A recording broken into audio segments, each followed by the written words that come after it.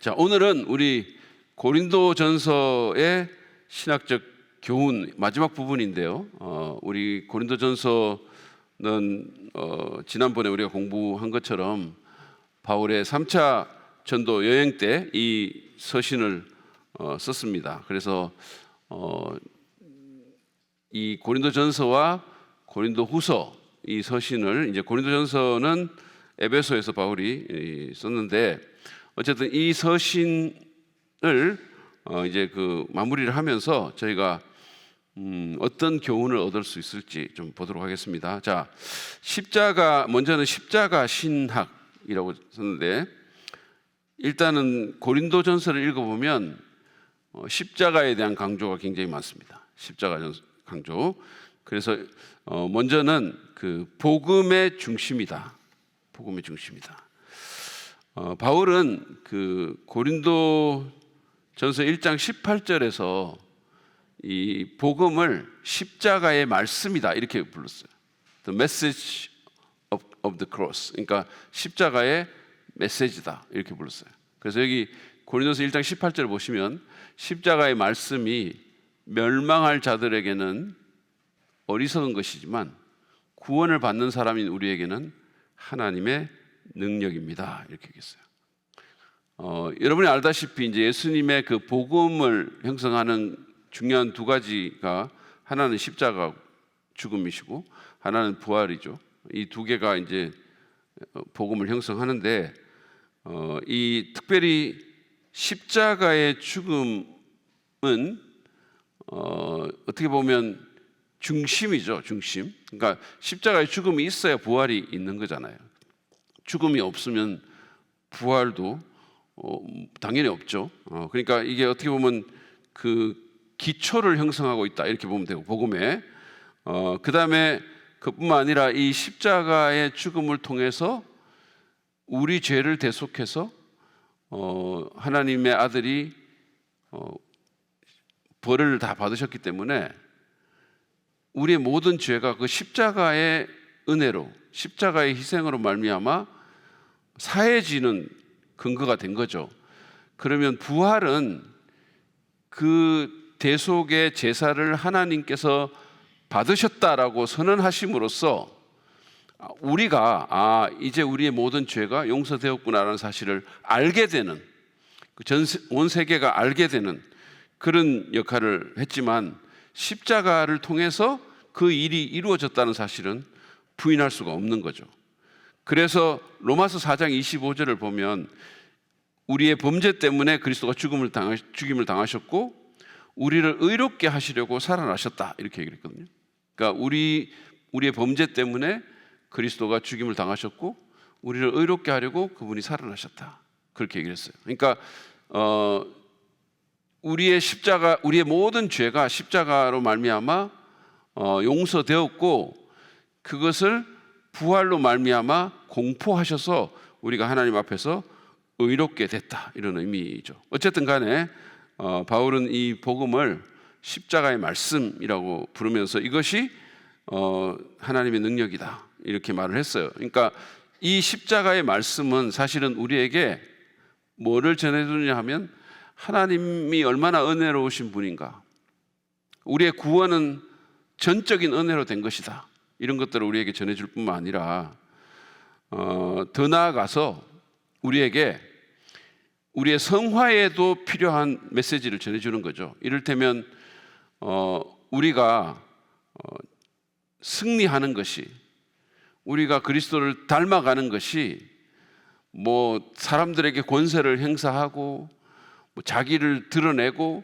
이렇게 하는 게 아니라 오히려 자기를 버림으로써 예수님처럼 그리고 하나님께 순종함으로써 우리가 승리를 얻게 된다는 메시지를 또한 주는 거예요.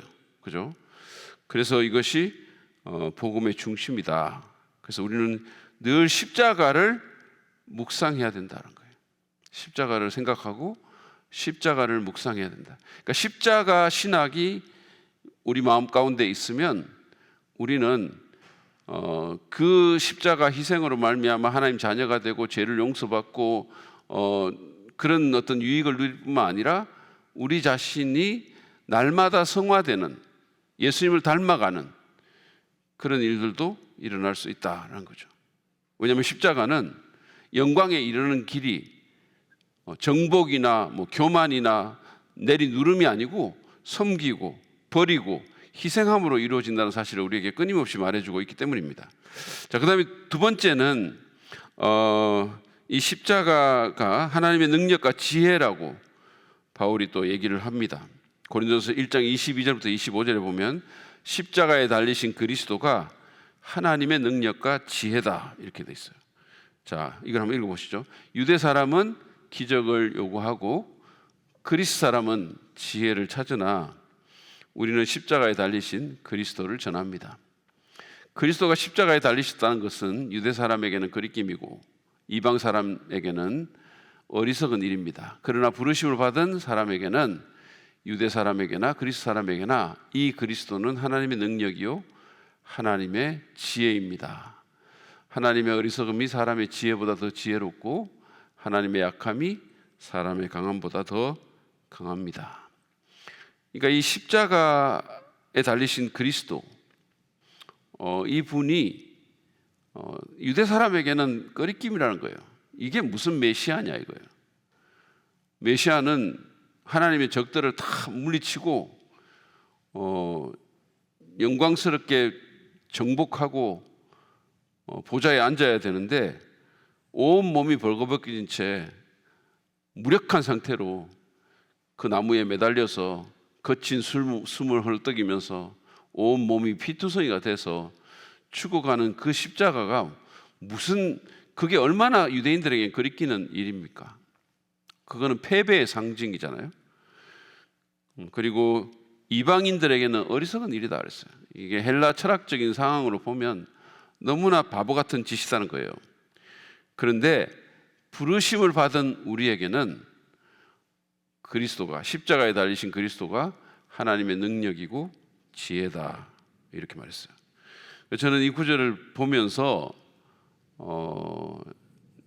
내가 참 행운하다 이런 생각이 들었어요. 행운하다. 그러니까 이 사람들은 그냥 어떻게 보면 꺼리끼고 어리석게 여기고 지나가는 그 십자가에 달리신 그리스도를 하나님의 능력, 하나님의 지혜로 받아들일 수 있는 것이 은혜이죠. 부르심을 받은 사람에게는 이렇게 돼 있어요. 그러니까 하나님께서 우리를 하나님의 자녀로 부르신 거예요. 우리가 잘나서 그런 게 아니고 우리를 하나님의 자녀로 부르시고 우리를 구원으로 부르신 거죠. 그래서 우리가 그 부르심을 받아서 하나님의 은혜로 세상에 엄청나게 똑똑하고 대단한 사람들도 발견하지 못하는 놀라운 진리를 우리로 하여금 발견하게 만들어 줬다라는 거죠. 그래서 참 감사한 거죠. 세 번째로 또 십자가는 설교의 주제였다. 바울의 선포의 주제였다는 거예요. 그러니까 바울은 그 당시 고대의 수사학적인 어떤 그 기술 그런 것보다는 성령의 능력 가운데서 오직 십자가에 달리신 그리스도만을 전했다라고 말합니다. 자, 고린도서 1장 17절부터 2장 2절 이렇게 좀 한번 읽어보실까요? 자, 여러분들이 지금 스크린 보이니까 같이 한번 읽도록 하겠습니다. 시작. 그리스도께서는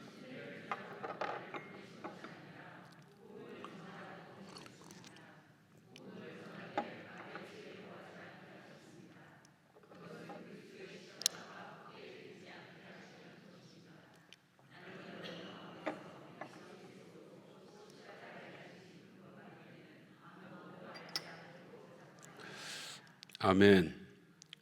여기서 사도 바울이 그리스도께서는 침례를 주라고 나를 보내신 것이 아니라 이렇게 말했거든요. 그러니까 이 말은 여러분들 오해하시면 안 되는데 침례를 준다는 게 아무 의미가 없다, 좀 덜 가치가 있다 또는 무가치하다 이런 뜻이 전혀 아닙니다. 그러니까 사도 바울은 자기 자신의 부르심에 대해서 얘기를 하는 거예요. 부르심의 본질. 그러니까 여러분들이 알다시피 바울은 이렇게 지역을 돌아다니면서 복음을 전하는 사람이었죠. 목회자라기보다는 물론 목회적인 측면이 있고 교회를 개척을 하고 그랬지만 저처럼 한 교회에 오랫동안 머물면서 이렇게 뭐 목양을 하는, 목회를 하는 그런 사람이라기보다는 여러 지역을 돌아다니면서 복음을 전하는 사람이었어요.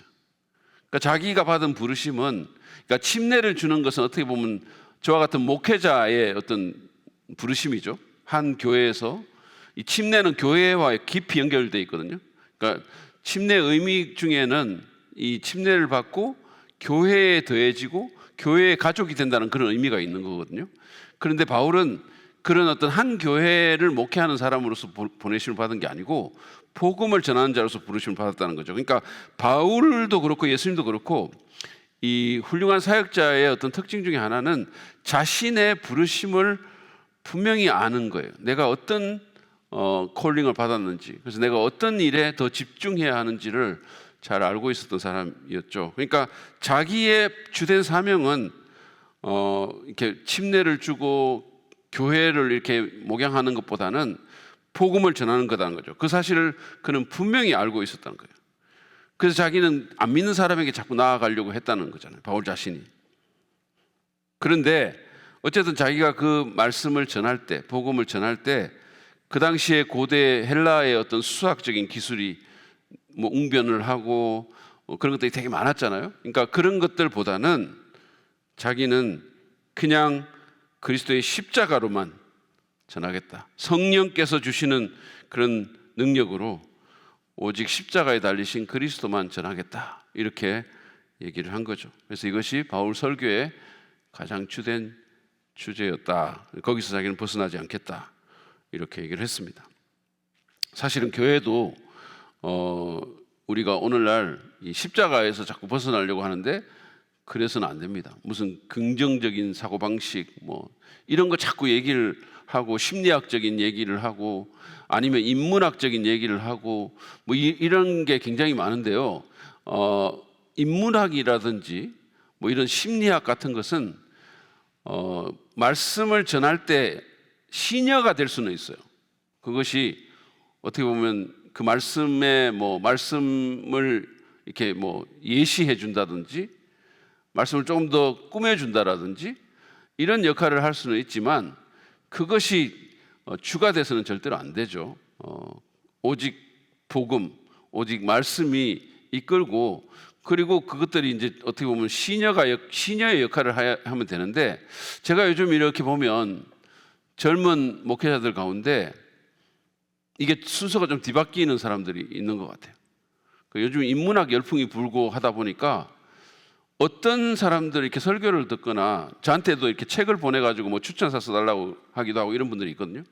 근데 이렇게 보면 이거 좀 억지로 끼워 넣었나? 이런 생각이 들 때가 굉장히 많아요. 읽다 보면 내가 인문학 이 정도 안다라는 거를 이렇게 뭐 알려고 이게 여기서 이게 필요한가? 이런 생각이 들 때도 있고 이게 너무 좀 이거를 주종이 좀 바뀌는 것 같다는 느낌을 제가 받을 때도 굉장히 많아요. 그래서 주가 뭐며 종이 뭔가를 사도 바울은 분명히 알고 있었고 우리 자신도 그것을 지켜나가야 된다는 거죠. 우리가 인문학을 하고 인문학 책을 읽는 것은 또는 철학책을 읽는 것은 말씀을 더 잘 이해하기 위해서 그리고 또 말씀을 듣는 사람들을 더 잘 이해하기 위해서 하는 거지 그게 주가 되는 건 아니거든요. 그것이 설교의 메인이 돼가지고 이끌고 가는 것이 되면 절대로 안 된다는 거죠. 자, 어쨌든 간에 그렇습니다. 자, 그 다음에 두 번째는 복음과 윤리적인 삶. 사도 바울은 이 복음에 대해서 굉장히 강조를 많이 하잖아요. 그런데 그럼에도 불구하고 오늘날의 구원파처럼 반율법주의자나 방종주의자가 아닙니다. 사도 바울은 이 복음과 윤리적인 삶이 긴밀히 연결되어 있다는 사실을 늘 얘기를 했고 그리스도에 대한 급진적인 순종이 그리스도인이 마땅히 살아야 될 복음적 삶의 규범이다. 이것을 강조했어요. 그러니까 어떤 경우는 이런 게 있잖아요. 우리가 제가 예전에 정말 이렇게 우리 선배 목사님으로부터 들은 문구 가운데 물론 이제 그 의도가 뭔지는 제가 알겠는데 들을 때마다 불편했던 게 뭐냐면 우리는 이제 하나님의 은혜로 구원을 받았어요. 이거는 내 행위로 된 게 아닙니다. 우리는 이제 구원받았고 완전히 이제 그 구원이 완전히 보장됐기 때문에 내가 사람을 죽여도, 내가 은행 강도를 해도 나는 지옥 안 갑니다, 이 말을 이게 하는데, 나는 그 말이 너무 듣기에 불편한 거예요. 그게 설사 사실일지 몰라도 이게 진짜 복음 메시지를 전하는 사람 입에서 나올 얘기인가? 이런 생각이 든 거죠. 그게 구원파적인 색채가 좀 있는 사람들이 그런 말을 해요. 그러니까 어떻게 보면 이 복음이라는 것이 우리한테 뭐 방종하는 삶의 어떤 라이센스를 주는 게 아니거든요. 오히려 복음은 하나님의 은혜가 너무 깊고 강하기 때문에 우리는 그 은혜에 깊이 감동받아서 그 은혜로 우리 육신을 이기는 삶을 살아야 된다는 게 복음의 메시지인데, 이게 어떻게 보면 너무 그런 것들을 강조하다 보니까 잘못 메시지가 갈 수도 있거든요. 그래서 사도 바울은 절대 그러지 않았어요. 바울은 굉장히 순종을 많이 강조했습니다. 자, 그래서 일단 율법과 순종하는 삶에 대한 것을 보면 바울이 이 로마서라든지 갈라디아서 같은 책을 쓸 때 우리의 구원이 율법의 순종에 달려 있는 것이 아니다라는 사실을 명확하게 하고 있어요. 이거는 굉장히 기본이니까 여러분들 잘 들으셔야 돼요. 이것도 또 균형이 무너져 가지고 어떤 데서는 또 이게 막 그 소위 우리가 무슨 순종을 해야지만 뭔가가 이루어질 것 같은 이런 식으로 또 강조하는 사람들이 있습니다. 그런데 바울은 그건 아니라는 것을 분명히 밝혀요. 로마서라든지 갈라디아서를 보면 율법에 대한 순종이 우리의 구원을 이루는데 어떤 기여를 한다라고 말하지 않습니다. 그래서 그것에 달려있지 않다는 사실을 우리가 분명히 하고 있어요. 그렇지만 그럼에도 불구하고 우리 고린도서를 읽어보면 구원받은 자는 하나님의 계명과 그리스도의 법에 순종하는 삶을 살아야 된다는 사실을 분명히 하고 있어요. 자, 고린도서 7장 19절 말씀입니다. 할례를 받은 것이나 안 받은 것이나 그것은 문제가 아니고 하나님의 계명을 지키는 것이 중요합니다. 그러니까 이거는 구원받은 사람한테 얘기하는 거예요. 내가 할례 받아 유대인이거나 또는 비유대인이거나 그게 중요한 게 아니고 계명을 지키는 것이 중요하다. 이렇게 하나님의 말씀대로 사는 것이 중요하다. 이렇게 분명히 말하고 있어요. 그리고 두 번째는 성전된 몸과 음행에 대해서 바울이 또 강조를 합니다.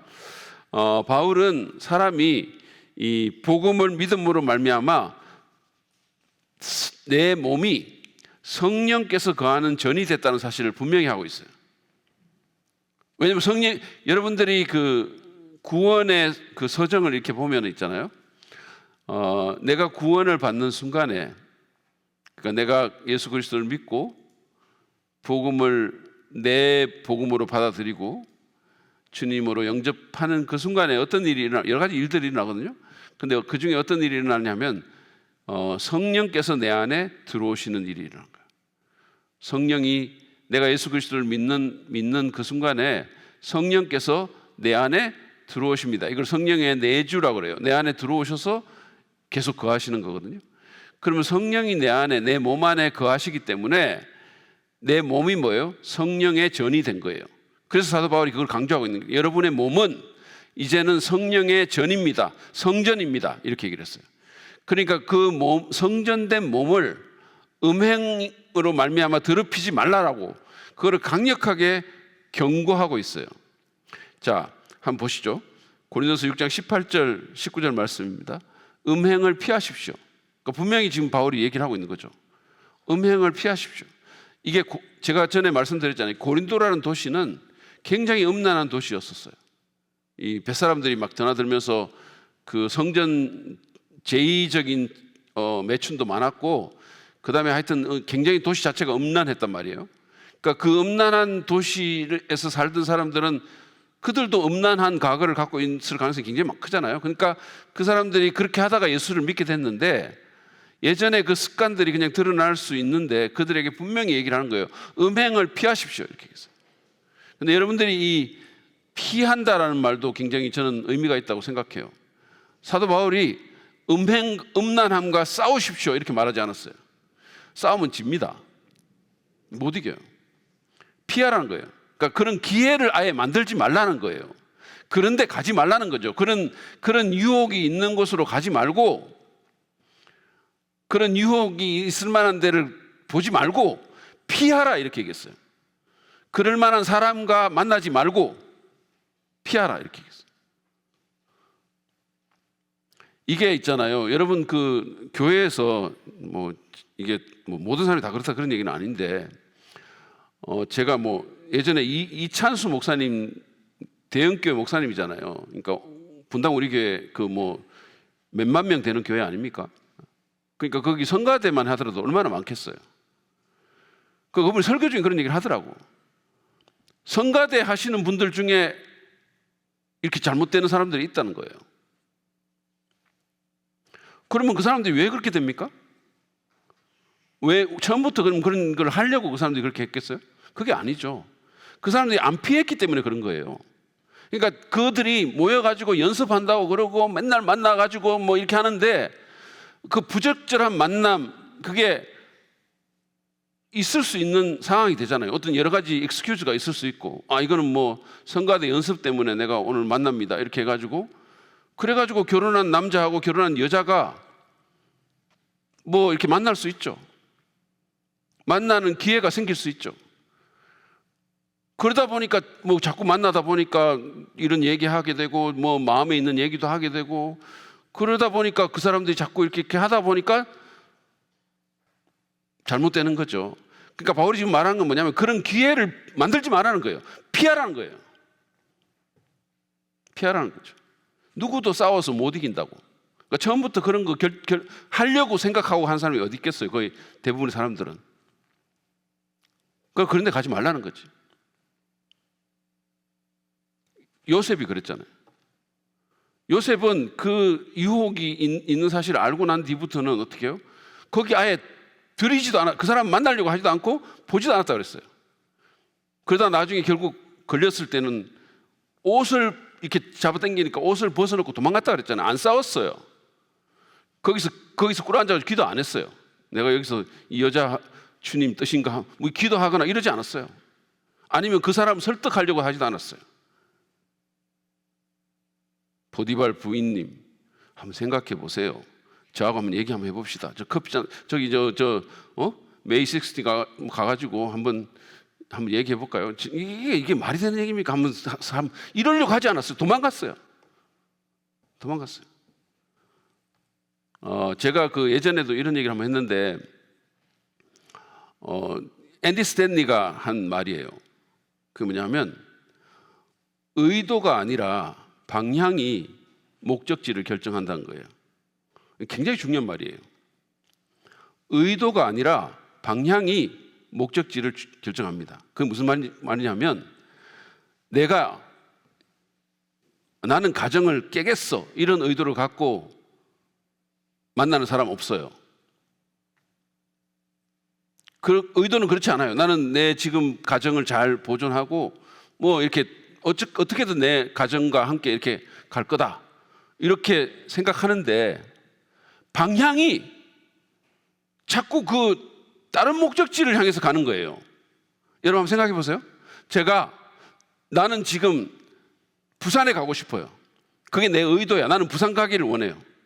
부산에 가는 게 내 의도인데 차를 몰고 내 의도는 부산 가는 건 주님 부산에 잘 도착하게 해주세요. 기도까지 해요.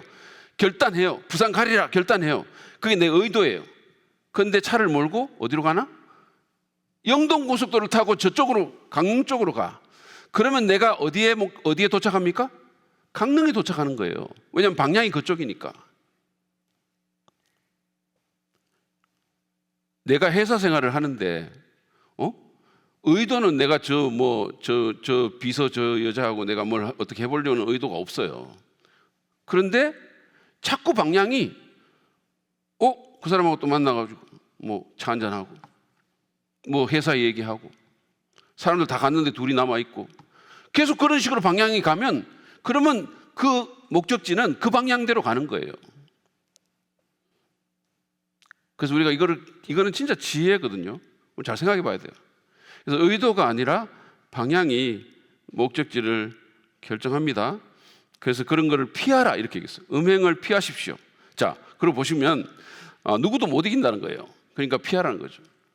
그리고 여러분의 몸은 여러분 안에 계신 성령의 성전이라는 것을 알지 못합니까? 여러분은 여러분 자신의 것이 아닙니다.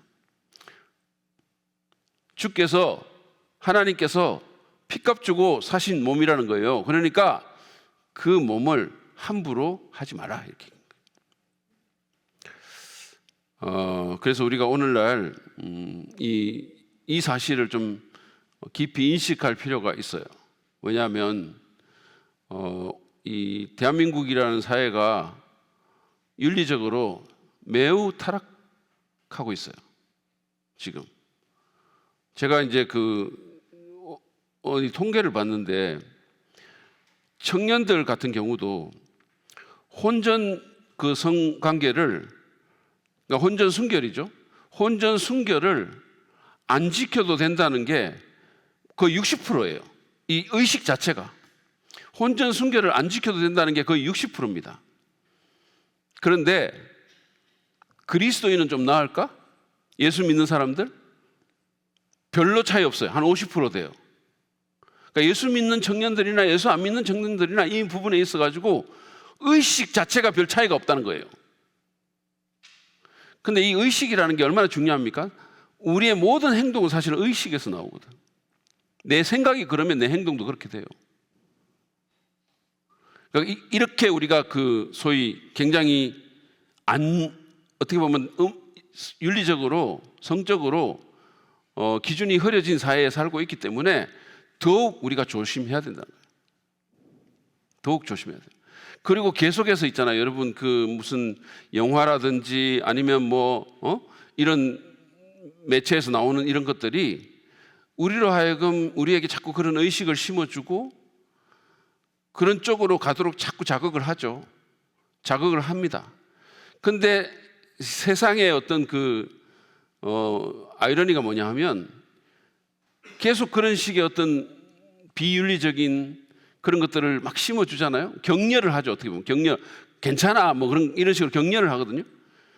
그렇게 하다가 누군가 한 사람이 실제로 그렇게 하죠. 그러면 마구 돌 던집니다. 그거 아세요? 마구 돌 던져요. 연예인들도 이렇게 마치 무슨, 여러분 제가 이제 SNL 코리아라는 게 있어요. 저는 보질 않는데 SNL 코리아라는 게 이제 한 번씩 막 릴스, 쇼츠나 이런 걸로 와가지고 이렇게 한 번씩 나오면 이렇게 제가 이렇게 눌러보면 볼 때가 있거든요. 보면 이게 되게 안 좋아요. 내용 자체가 욕도 나오고 되게 안 좋아. 그리고 막 이 성적인 그런 것들이 너무 안 좋게 나오거든요. 근데 이제 우리가 너무 잘 아는 연예인들, 무슨 신동엽이라든지 이런 사람들이 거기 나오죠. 나오는데, 그러니까 사람들이 신동엽 같은 사람은 이미지가 또 괜찮잖아요. 이렇게 그러니까 그런 사람이 나오니까 괜찮을 거거니 하고 보는 거죠. 근데 거기 보면 막 쌍욕도 나오고, 제가 보니까 되게 안 좋더라고. 쇼츠 이런 걸 보니까 너무 안 좋은 거예요. 근데 막 거기 보면 그런 것들이 막 나와가지고 사람들로 하여금 이런 거 괜찮은 것 같으네? 이런 식으로 자꾸 자극을 하는 것 같아. 어떻게 보면. 근데 실제로 여러분 보세요. 그렇게 막 자극하다가 실제로 무슨 유명한 배우가 어떤 일이 벌어졌다. 그럼 어떡합니까? 그 사람은 완전히 못 살아요. 바로 퇴출입니다. 그리고 그냥 마구 짱돌 막 던지죠. 그게 세상이에요. 세상입니다. 우리가 조심해야 됩니다. 조심해야 돼요. 그걸 제가 보니까 또 더 놀라운 건 뭐냐 하면 거기 나오는 사람들이 기독교인이 너무 많아. 개신교인들. 안 나가야죠. 그런데 돈 아무리 안 해줘도. 그냥 자기들이 가가지고 기도한대. 어떤 내가 인터뷰를 보니까 자기들 거기 곤란한 장면 나오면 기도한대. 그게 기도한다고 될 일입니까? 안 나가야지.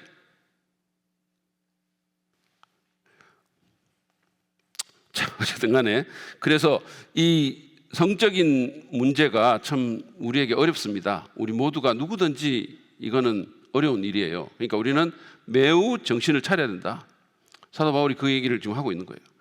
그 다음에 세 번째로 묵은 누룩과 새 반죽입니다. 새 반죽. 바울이 말하기를 고린도 성도들이 새 반죽이 되기 위해서는 묵은 누룩을 버려야 된다, 이렇게 말한 거죠. 그리고 예수 믿기 전에 그 과거의 행위를 반드시 그쳐야 되고, 그렇지 못할 경우에 하나님 나라를 상속받지 못할 거다, 이런 식으로까지 얘기하고 있어요. 경고를 굉장히 하고 있습니다. 자, 여러분, 고린도서 5장 6절 하반절부터 7장 상반절인데요, 보세요. 여러분의 적은 누룩이 온 반죽을 부풀게 한다는 것을 알지 못합니까? 이게 무슨 말이겠어요? 적은 누룩이라는 게, 이 누룩은 죄를 상징하는 거거든요. 그러니까 이 죄가 온 반죽을 부풀게 한다는 거예요. 그 말은 무슨 말입니까? 죄의 영향력이에요. 죄의 전념성이에요. 죄는 그냥 놔두면 엄청난 영향을 미친다는 거예요. 여러분, 우리가 다양한 죄가 있을 수 있죠. 우리 가운데 다양한 죄가 있어. 꼭 성적인 죄뿐만 아니라 다양한 죄가 있을 수 있어요. 그런데 여러분이 아셔야 될 것은 뭐냐면, 그게 내가 어떤 죄를 지으면 그게 내게만 있는 게 아니고 그게 전염된다는 겁니다. 그게 온 누룩을 부풀게 한다는 거예요. 죄가 가정에 들어가면 그 가정은 지옥이 돼요. 그래서 우리가 그 죄를 경계를 해야 되는 거예요. 죄가, 여러분, 멀쩡한 집안에 뭐 배우자 사이에 둘 중에 어떤 사람이 죄를 범하죠. 어떤 죄든지 간에 서로에 대한 죄가 만약에 있게 되면 그게 어떻게 되죠? 그게 자기가 죄를 지어가지고 자기만 해를 입나요? 그렇지 않죠. 상대에게 해를 끼치고 상대의 마음을 아프게 하고 찢어놓고, 그리고 자녀들까지도 어렵게 만드는 거죠.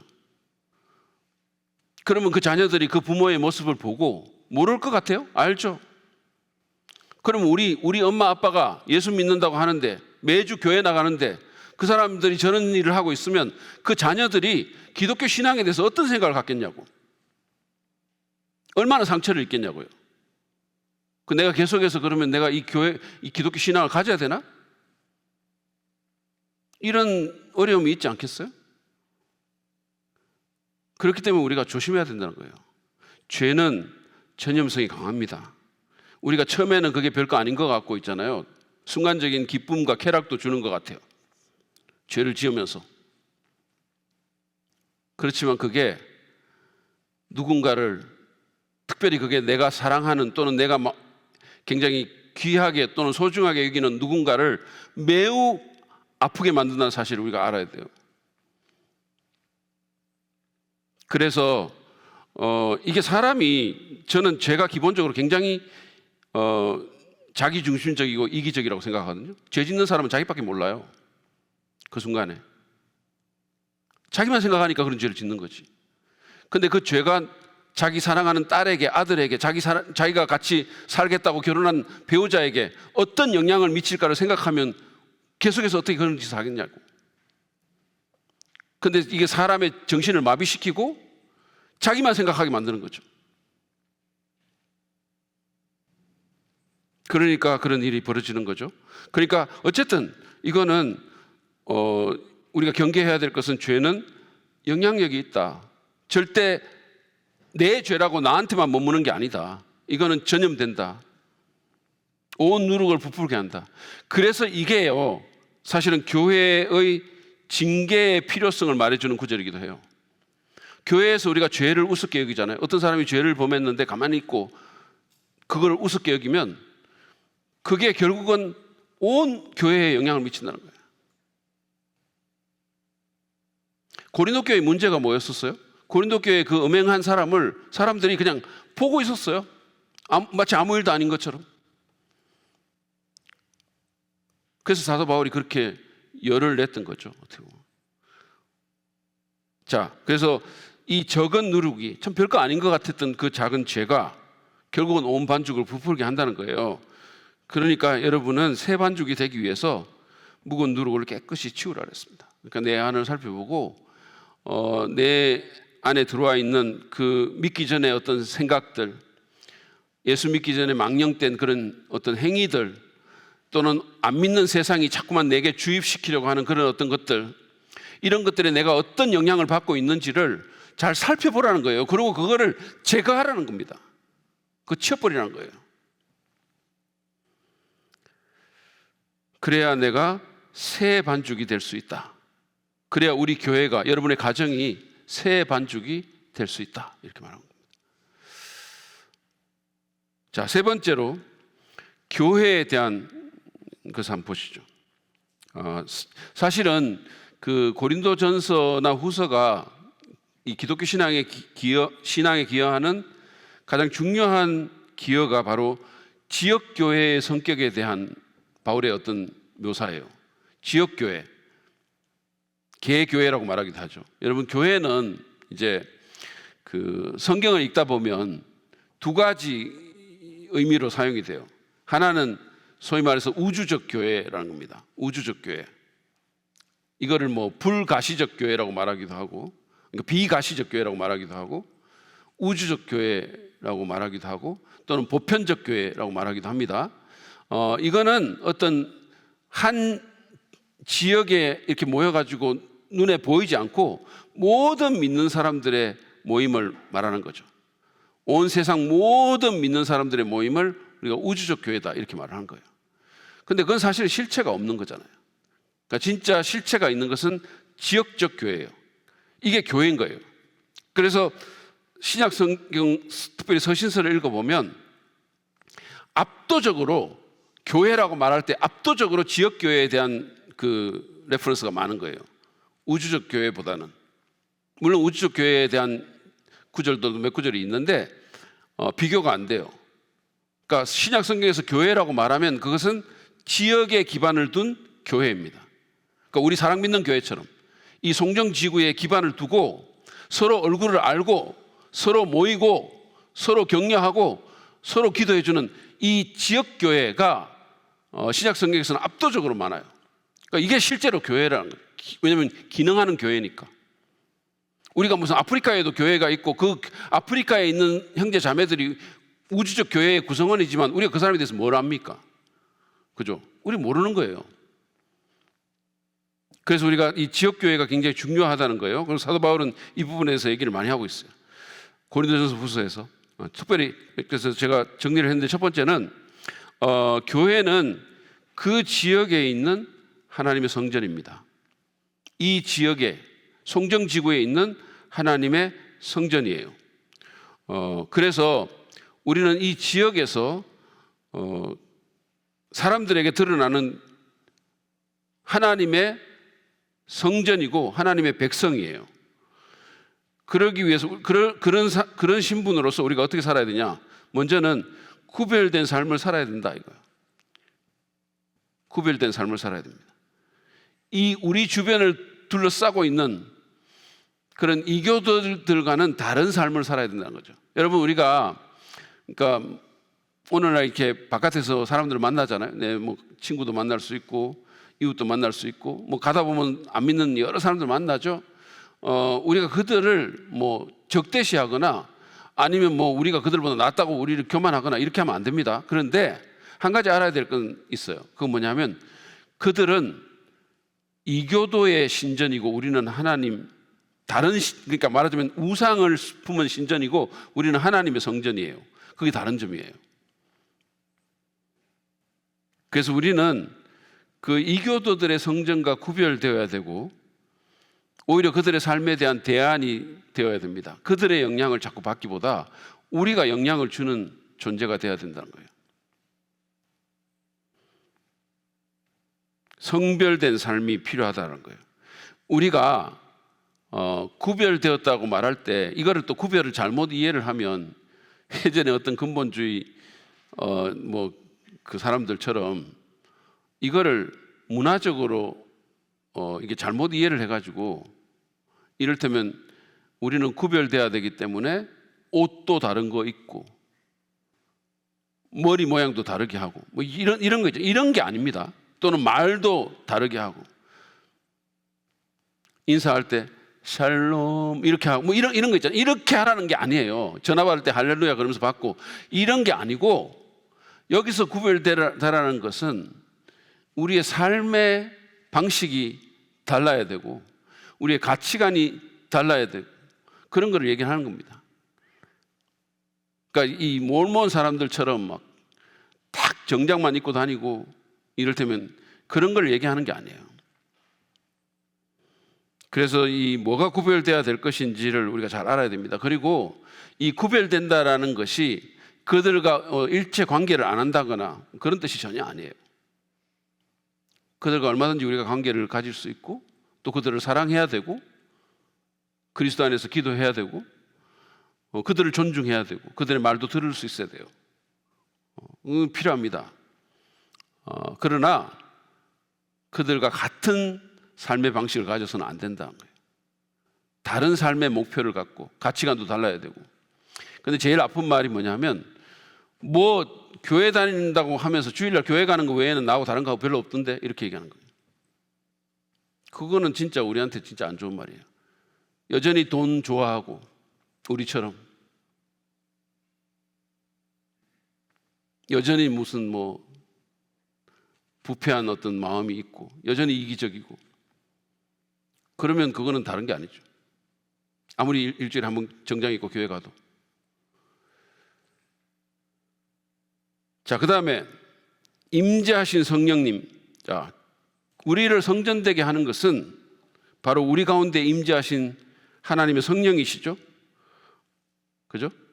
그래서 제가 우리 생활병 할 때도 늘 얘기를 하는데 성령은 다른 말로 뭐라고 얘기하냐면 레지던트 갓이라 그래요. 병원에 가면 이제 늘 있는 레지던트처럼 성령은 우리 가운데 거하시는 하나님이십니다. 우리 안에 임재하시는 분이세요. 레지던트라는 말이 거주한다 이런 뜻이잖아요. 그래서 성령님, 우리를 성전되게 하는 것은 바로 하나님의 성령입니다. 그래서 우리는 성령의 인도하심을 받아야 돼요. 성령의 가르침을 받고 성령께서 주시는 은사를 활용하고 성령의 능력을 덧입어야 돼요. 그래서 교회는 기본적으로 성령의 공동체입니다. 성령의 공동체. 늘 우리가 성령을 의식하고 살아야 돼요. 짐 심발라가 말한 것처럼 성령을 의식만 하고 살아도 우리 삶의 문제의 90%는 해결된다 그랬어요. 성령을 매일 의식만 하고 살아도. 그래서 이 교회가 성령의 어떤 임재가 없고 성령을 망각하고 성령을 무시하면 그건 더 이상 교회가 아니에요. 그래서 제가 이제 주일날에 아침에 와서 이제 새벽에 와서 기도하는데 예배를 위해서 늘 기도를 하면서 늘 기도하는 기도 제목 중에 하나가 성령께서 기름 부어주시고 성령께서 임재해 주시고 성령께서 강하게 역사해 달라는 기도를 늘 해요. 성령이 없으면 아무것도 아니죠, 사실은. 그런데 오늘날 우리가 너무 기계적인 부분도 발전되어 있고 여러 가지가 이렇게 있다 보니까 자꾸 우리의 어떤 마음이나 우리의 눈이 그런 것에 너무 가 있는 거예요. 그래가지고 예배가 사실은 본질은 성령의 임재하심 가운데서 우리가 하나님을 예배해야 되는 건데 이게 무슨 자꾸 기술적인 문제들. 그러니까 요즘은 내가 이렇게 보면 주일날 같은 경우도 옛날에는 어떤 이게 낭만이라고 얘기해야 되나? 옛날에는 어떤 게 있었냐면 우리 성서침례교회는 예전에는 주보도 없었거든요. 예전에는 그랬어요. 처음에는 순서 같은 게 없었어요. 그러니까 그냥 그 자리에서 찬송 부르고 싶은 거 있으면 부르고 이랬어요. 근데 요즘은 제가 어떨 때가 있냐면 한 번씩 이렇게 이 찬송 갑자기 부르고 싶을 때가 있잖아요. 못 부릅니다. PPT 준비가 안 돼 있고 아무것도 안 돼 있기 때문에 못 불러요. 요즘은 PPT가 없으면 살 수가 없어요. 예배를 드릴 수가 없어. 이런 게 되다 보니까 너무 이제 어떤 기술적인 것들, 이런 기계 이런 것들에 너무 의존을 많이 하는데 사실은 제일 중요한 건 성령님이시죠. 성령께서 우리를 이끄시고 임재하시고 그래야 되잖아요. 자, 여기 보면 고린도서 2장 12절에 보면 이렇게 말합니다. 우리는 세상의 영을 받은 것이 아니라 하나님에게서 오신 영을 받았습니다. 이게 굉장히 중요하죠. 우리는 세상의 영을 받은 것이 아니고 하나님에게서 온 그런 영을 받았습니다.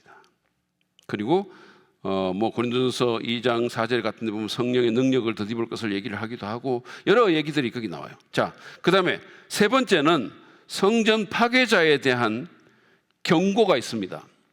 경고가 있어요. 이 하나님의 성전인 교회가 너무나 신성하기 때문에 그 교회를 파괴하는 자는 하나님의 심판을 받게 될 거라고 경고하고 있어요. 여러분, 그 고린도전서를 보면 고린도전서 6장에도 우리가 성령의 전이라고 얘기를 해요. 우리 몸이 성령의 전이라고 고린도전서 6장에는. 그런데 고린도전서 3장에는 우리가 성령의 전이다 이렇게 말하고 있어요. 성전이다 이렇게 말하고 있습니다. 그러니까 이 두 개가 달라요. 그러니까 고린도전서 6장에서 말하는 성전은 내 몸이 성전이기 때문에 죄를 짓지 말라 이렇게 말하는 거예요. 음행이라든지 이런 몸에 짓는 죄를 짓지 말라 이렇게 말하고 있거든요. 그런데 고린도전서 3장은 이 공동체를 얘기하고 있어요. 우리가 성전이라는 거예요. 그러니까 이게 6장하고는 좀 다른, 6장은 몸에 대한 포커스가 있고 이거는 우리 공동체에 대한 포커스가 있는 거예요. 그러니까 3장에서 말하는 성전은 교회를 얘기하는 겁니다. 자, 보세요. 여러분은 고린도서 3장 16절 17절입니다. 여러분은 하나님의 성전이며 하나님의 성령이 여러분 안에 거한다는 것을 알지 못합니까? 우리 안에 하나님의 성령이 거한다는 거, 여기 복수로 쓰여 있는 것을 유의해서 보시기 바랍니다. 여러분이라고 그랬어요. 너라고 그런 게 아니고 여러분, 복수. 여러분들 안에, 우리 안에 성령이 거하신다는 것을 알지 못합니까? 그러면서 말하기를 누구든지 하나님의 성전을 파괴하면 하나님께서도 그 사람을 멸하실 것입니다. 하나님의 성전은 거룩합니다. 여러분은 하나님의 성전입니다. 그래서 이건 교회를 향해서 말하는 거예요. 그러니까 이거는 굉장히 심오하고 중요한 경고예요.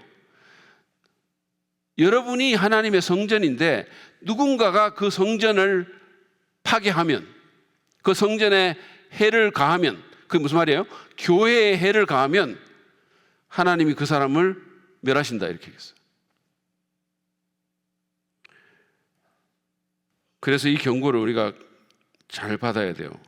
여러분, 우리는 교회를 파괴하는 자가 되면 안 됩니다. 교회에 해를 끼치려고 하면 안 돼요. 사람이 살다 보면 뭐 이렇게 교회하고 안 맞을 수가 있잖아요. 그리고 교회에 대해서 이렇게 안 좋은 그런 마음이 들 수도 있어요. 그러나 그렇다 하더라도 교회에 해를 끼쳐서는 안 돼요. 왜냐하면 거기는 여러분이 어떤 목사한테 열받고 화가 나고 이게 중요한 게 아니고 중요한 거는 그 교회에 성령이 거하시기 때문에 그 교회를 함부로 여기서는 안 된다는 거예요. 그 교회에 해를 끼쳐서는 안 된다는 거예요. 그 교회를 무너뜨리는 자가 돼서는 안 된다는 거예요. 제가 여러 번 강조하는데 교회를 세우는 것은 참 힘들어요. 쉽지 않아요. 시간도 많이 걸리고 여러 곡절들을 겪어야 되고 그렇습니다. 그런데 교회를 무너지게 하는 것은 그냥 한순간이에요. 그래서 우리가 좀 마음의 결심을 해야 되는 게 뭐냐면 내가 교회를 무너뜨리는 일을 하지 않아야 되겠다. 교회에 해가 되는 일을 삼가야 되겠다. 여러분, 우리가 교회 안에서 막 성질내고 막 이러는 그게 누구든지 성질 날 수 있죠. 근데 우리가 그걸 안 해야 되는 이유가 있어요. 여기 하나님의 성령이 거하시고 그래서 그것 때문에 교회가 해를 입을 수 있단 말이에요. 제가 교회 안에서 우리 코이노니아 언약에 나오잖아요. 교회 안에서 장사하지 말라고, 교회 안에서 영업행위 하지 말라고. 그 왜 안 해야 되냐? 왜 안 해야 되냐면 그게 교회를 해칠 수 있기 때문에 그런 거예요. 교회에 어려움을 줄 수 있기 때문에 그런 거예요. 우리가 알다시피 우리는 사실은 우리 교회에서 여러분들이 회사도 다니고 사업도 하고 이렇게 하잖아요. 근데 저희는 기본적으로 제 목회자로서 저는 그 모든 회사나 사업체나 이 모든 것들이 다 너무 잘 됐으면 좋겠어요. 기도하고. 그리고 우리가 또 성도들이 자발적으로 그 어떤 회사나 또는 어떤 사업체를 도와주고 굉장히 좋은 거예요. 굉장히 좋은 겁니다. 그런데 사업하는 그 사람이 또는 장사하는 그 사람이 교회를 그 장사의 어떤 뭐라 그럴까 그걸로 삼아서는 절대 안 된다 이거예요. 그렇게 하면 교회가 어려워지는 거예요. 그래서 제가 교회에 와서 보험 얘기하지 말라고, 그런 거 하지 말라고. 왜? 그걸 하면 누군가는 상처를 받으니까 하지 말라는 거예요. 그 사람이 알아서 가는 건 괜찮아요. 이런 분들이 이런 걸 하니까 내가 가서 좀 도움을 받아야 되겠다. 좋아요. 그거는 권장할 만한 거예요. 근데 그게 어떤 사람이 의도를 갖고 들어와가지고 이 사람 접촉하고 저 사람 접촉하고, 교회는 장사하는 데 아니잖아요. 그러니까 우리가 내 행위가 교회를 해치는 것은 아닐까 늘 조심해야 돼요. 교회에서 정치 얘기하지 마십시오. 교회에서 여러분이 선호하는 정치인들, 정당 그 얘기 해가지고 그것이 교회를 해칠 수 있어요. 누군가의 마음을 상하게 만들 수 있어요. 교회를 나눌 수 있어요. 그래서 그거 하지 말라는 겁니다. 그래서 어떤 부서나 목장에서 그 얘기를 하면 못하게 막아야 돼요. 하지 말라고. 자기들이 원하는 데 가서 하세요. 교회에서는 하지 마세요. 그래서 우리가 이런 것들을 굉장히 좀 신중하게 생각해야 됩니다. 왜냐하면 교회는 하나님의 성령이 거하시는 성전이기 때문에 그런 거예요. 그래서 덕을 세우는 우리가 되기를 바랍니다. 어디 가서든지 덕 세우는 사람 세워주고 은혜를 끼치는 그런 우리가 되기를 바랍니다. 두 번째로, 사도 바울이 지금 교회에 대해서 첫째는 뭐냐면 교회는 이 지역에 있는 하나님의 성전이다라는 얘기를 했고요. 두 번째는 교회는 그리스도의 몸이다라는 거예요. 교회는 그리스도의 몸이다. 이것도 바울이 계속 강조하고 고린도전서에서 강조하고 있는 거예요. 자, 그러면 이 그리스도의 몸으로서 교회는 어떻게 해야 되냐? 하나 되어야 됩니다. 그리스도의 몸으로서 교회는 하나가 돼야 돼요. 몸은 하나잖아요. 그렇죠? 여러분, 몸은 다 연결되어 있어요. 내 몸이 다 연결되어 있습니다. 그렇죠? 그리고 다 서로 영향을 미치죠. 영향을 미칩니다. 여러분 몸 중에 마음에 안 드는 부분이 있죠? 네. 없으세요? 여러분 모든 몸이 너무나 마음에 드십니까? 몸 중에 마음에 안 드는 게 저도 있어요. 그런데 내 안에 있는데 어떡하냐고. 있는데 배가 마음에 안 들어요. 배가. 그러면 그냥 옛날에 김철기 전도사가 했던 말이 생각이 나네. 거기 어깨 컴플렉스 있다 그래요. 자기 막 이걸 어깨 잘라내고 싶었다 그랬잖아요. 어깨가 너무 넓으니까 어깨를 좀 확 그냥 그런 생각을 했다는 거죠. 그거 어떡합니까? 내 몸인데. 나도 지금 좀 이렇게 좀 하고 싶어요. 이렇게 좀 뭔가 이렇게 여호와께 속한 그 기름을 어떻게 하고 싶어요. 근데 내 몸인데 어떡합니까? 그러니까 몸은 하나고 몸은 연결되어 있어요. 그렇죠? 그런데 이 하나됨의 열쇠가 뭐냐면 한 성령에 참여한 공통의 경험이 하나됨의 열쇠. 우리 모두는 한 성령에 참여해가지고 주님으로부터 은혜 받고 예수 믿게 된 거예요. 그러니까 우리는 그런 공통의 영적 경험이 있는 거예요.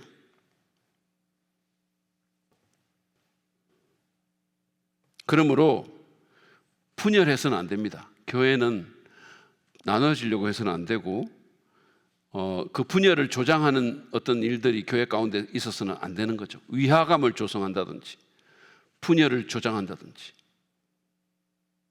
그런 것들이 있어서는 안 된다는 거예요. 야고보서를 읽어보면 그 실제로 초대교회 가운데 그런 게 있었던 것 같아요. 부자들은 좀 이렇게 앞에 앉고 너희들은 돈 없으니까 좀 서 있어라.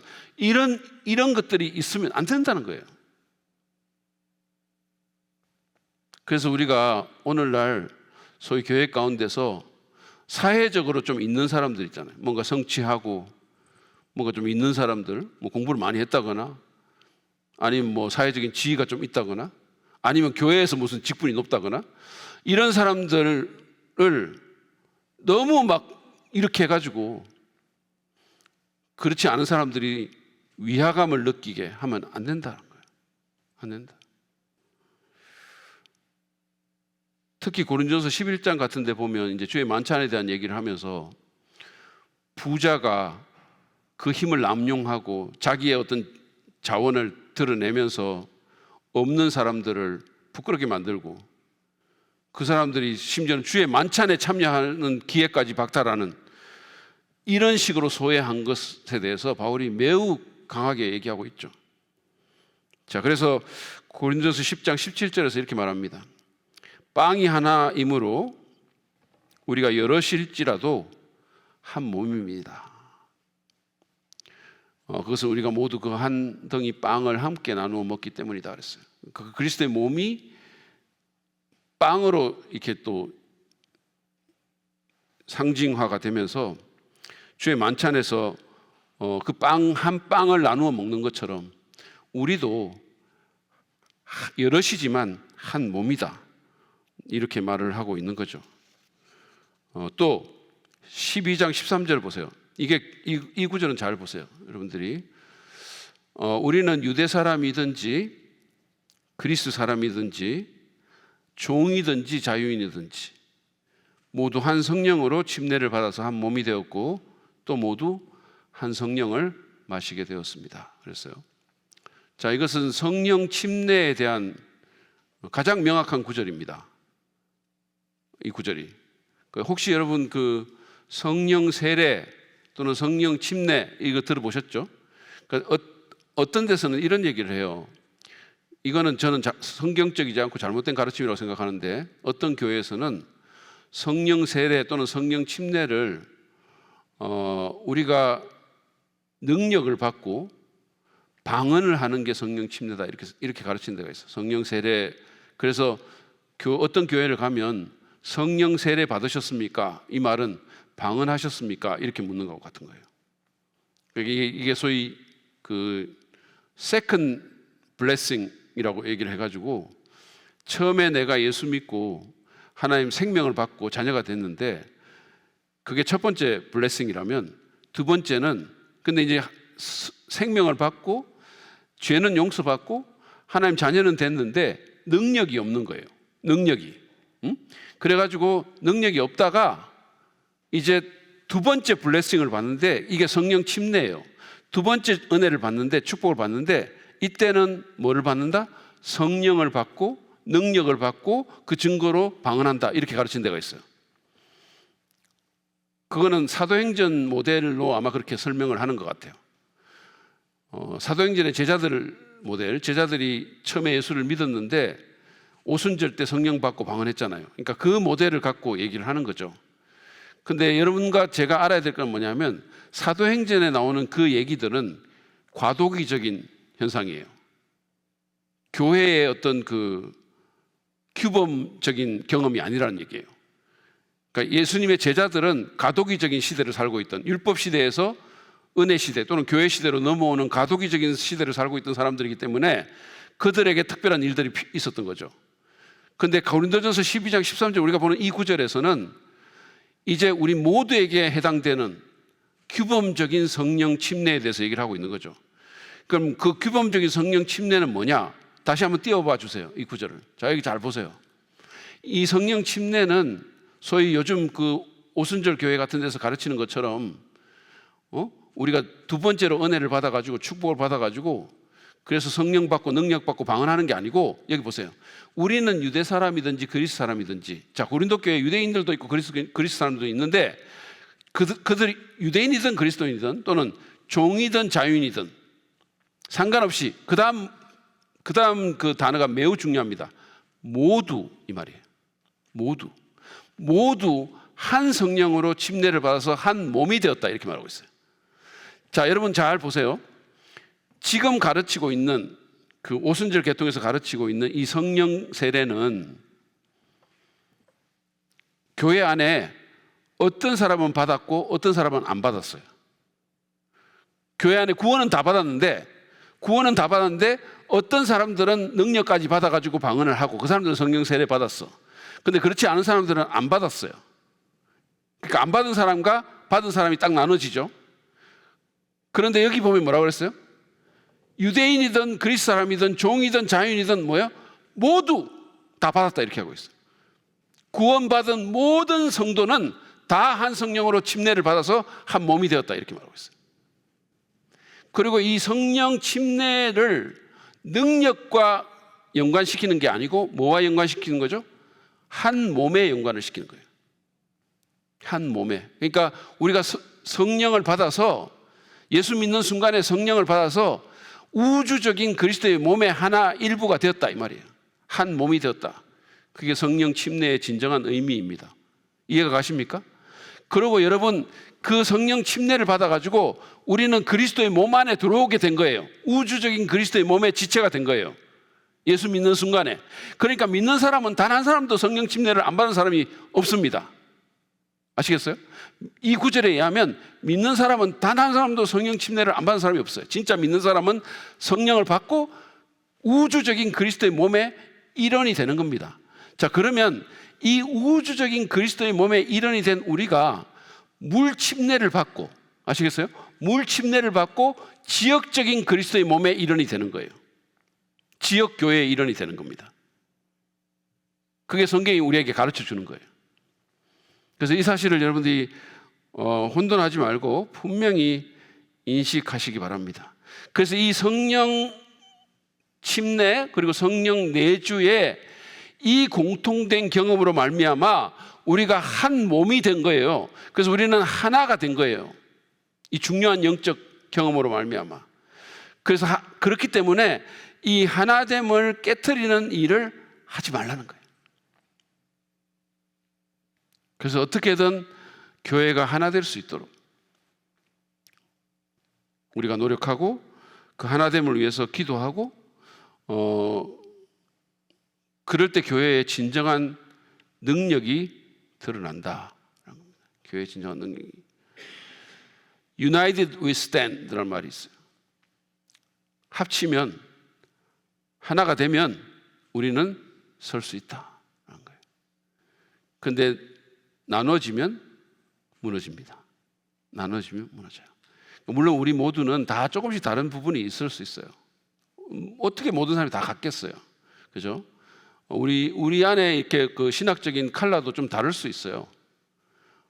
그렇지만 그럼에도 불구하고 복음과 하나님 말씀의 그 공통적인 분모 가운데서 우리가 하나 돼야 돼요. 제가 새가족반 할 때마다 가르치는 게 있는데 오늘 제가 여기까지만 하고 남은 부분들은 다음 시간에 마무리하도록 하겠습니다. 다음 시간에 또 중요한 부분들이 많이 있기 때문에 다음 시간에 좀 마무리하고 이 얘기를 늘 해요. 뭘 얘기냐 하면 우리 이제 그 신앙에 대해서 얘기를 할 때 그 본질적인 신앙과 비본질적인 게 있다 이 얘기를 합니다. 그래서 제가 그 세 가지 이제 신앙에 우리가 하나님에 대해서 뭐를 믿고 예수님에 대해서는 뭐를 믿고 교회에 대해서는 뭐를 믿고 구원에 대해서는 뭐를 믿고 이런 걸 늘 얘기를 하잖아요. 근데 그 부분을 공부하기 전에 제가 우리 새가족반에 오는 분들에게 늘 말하는 게 있어요. 그게 뭐냐 하면 그 앞에 있는 세 가지예요. 그게 뭐냐 하면 본질적인 것에는 일치를, 비본질적인 것에는 자유를 또는 관용을, 모든 것에는 사랑을, 이 얘기를 늘 합니다. 그래서 여러분 그 아주 신앙의 본질적인 것들 있잖아요. 중요한 우리 교회가 신앙 고백하고 믿는 것들이 있어요. 이런 것들에 대해서는 우리가 하나가 돼야 됩니다. 딴소리 하면 안 돼요. 그러면 또 뭘 믿지 우리가? 이런 분들도 있어요. 제가 전에 농담같이 했지만 어떤 사람한테 물은 당신은 뭐를 믿습니까? 그러니까 그 사람이 나는 교회가 믿는 것을 믿습니다. 이렇게 얘기하니까 교회는 뭘 믿는데요? 그러니까 교회는 내가 믿는 것을 믿죠. 이렇게 하니까 그러니까 교회하고 당신이 뭘 믿습니까? 하니까 같은 것을 믿습니다. 이렇게 말했다. 그러니까 자기가 뭐를 믿는지를 모르는 거예요. 여러분 뭘 믿는지 모르세요? 저한테 오세요. 제가 나눠드릴 테니까. 그러니까 우리가 진짜로 믿는 바 본질적인 것에는 하나가 돼야 돼요. 이거는 딴소리 하면 절대 안 됩니다. 하나님에 대해서, 교회에 대해서, 성령에 대해서, 구원에 대해서 딴소리 하면 안 돼요. 딴소리 하면 안 됩니다. 그런데 비본질적인 것에 대해서는 관용해야 돼요. 서로 다를 수 있는 어떤 것들을 인정해 주면 돼요. 어떤 사람은 또 보면 교회 반주 이런 것들도 나는 좀 피아노 반주로 했으면 좋겠다, 뭐 이런 분들도 있고, 다 달라요. 생각이 달라요. 복음성가 진절머리 난다, 찬송가로 돌아가자 이런 분들도 있고, 어떤 분들은 찬송가 안 불렀으면 좋겠다 이런 분들도 있어요. 어떤 분들은 담임 목사가 좀 권위 있게 좀 가운이라도 입고 했으면 좋겠다 이런 분도 있고, 어떤 분들은 더 벗었으면 좋겠다 이런 분들도 있어요. 청바지 입고 나오면 좋겠다 이런 분, 다 달라요. 다 달라요. 그러니까 그런 부분들에 대해서는 어떻게 한다? 관용해라는 겁니다. 그냥 서로의 차이를 좀 인정하고 관용해라. 그리고 제일 중요한 거는 모든 것의 사랑을이에요. 여러분들이 본질이든 비본질이든 나하고 생각이 같든 안 같든 그 베이스 깔리는 것은 뭐냐면 사랑이 깔려야 되는 거죠. 그래서 서로를 사랑으로 받아주고 용납하고 또 용서하고, 이렇게 함으로써 교회가 하나 될 때 그 교회가 진짜 건강한 교회가 되고 하나님이 원하시는 그런 사역들을 감당할 수 있습니다. 아멘.